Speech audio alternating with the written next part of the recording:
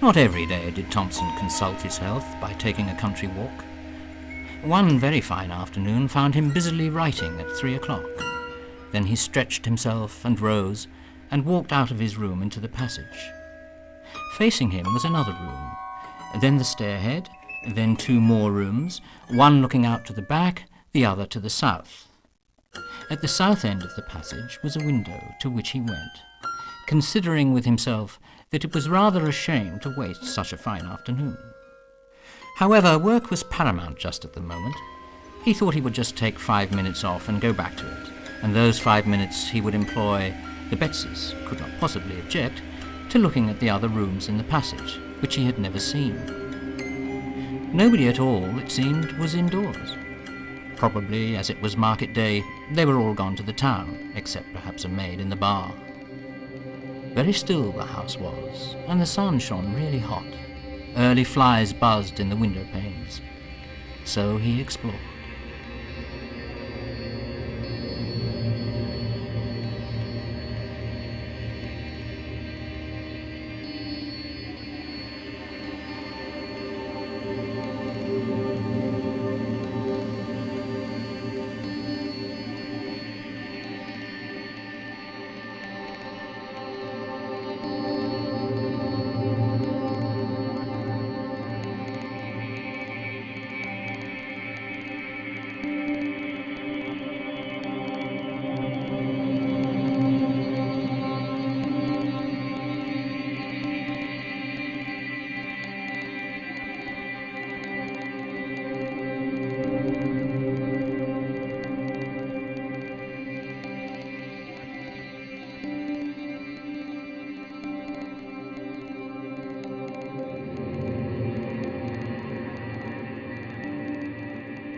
It is a tall red brick house, narrow for its height.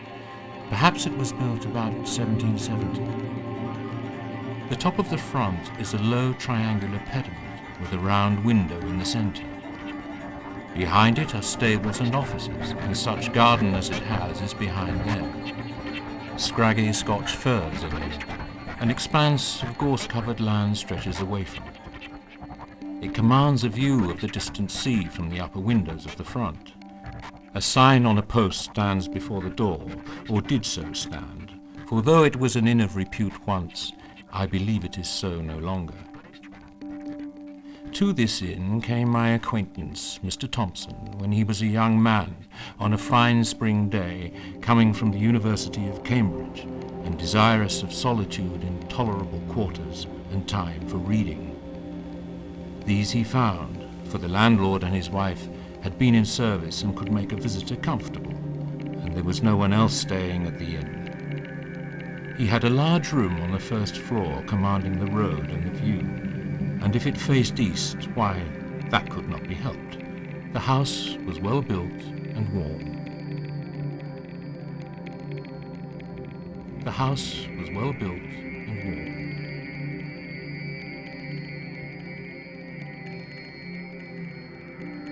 He spent very tranquil and uneventful days, work all the morning, an afternoon perambulation of the country round, a little conversation with country company or the people of the inn in the evening over the then fashionable drink of brandy and water, a little more reading and writing, and bed.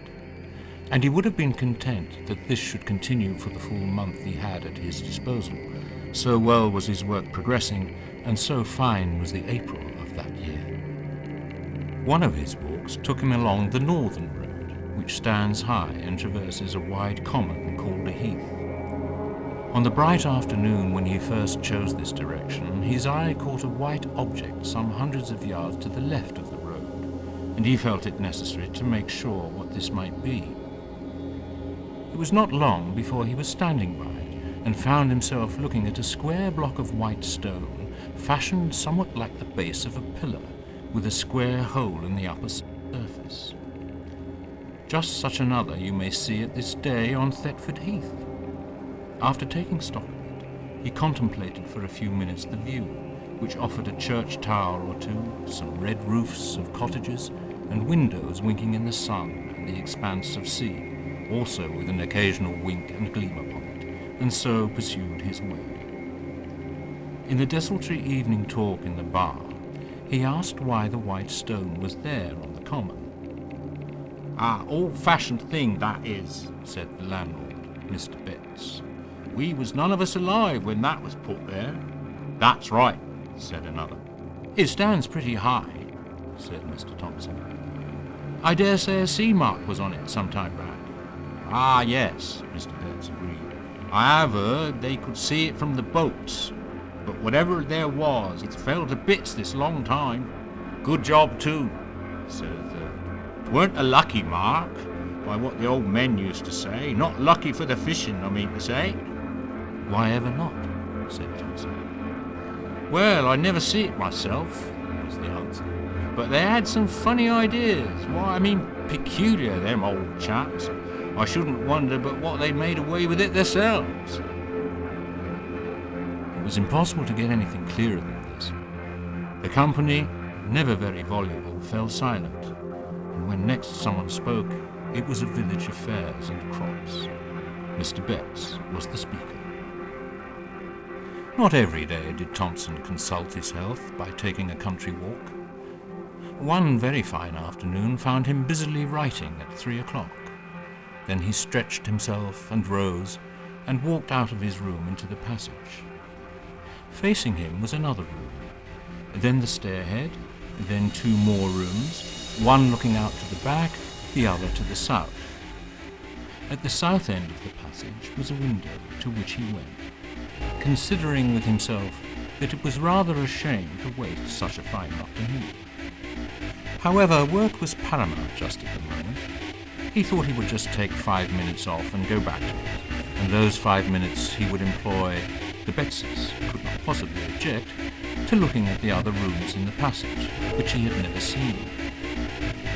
Nobody at all, it seemed, was indoors. Probably, as it was market day, they were all gone to the town, except perhaps a maid in the bar. Very still the house was, and the sun shone really hot. Early flies buzzed in the window panes. So he explored.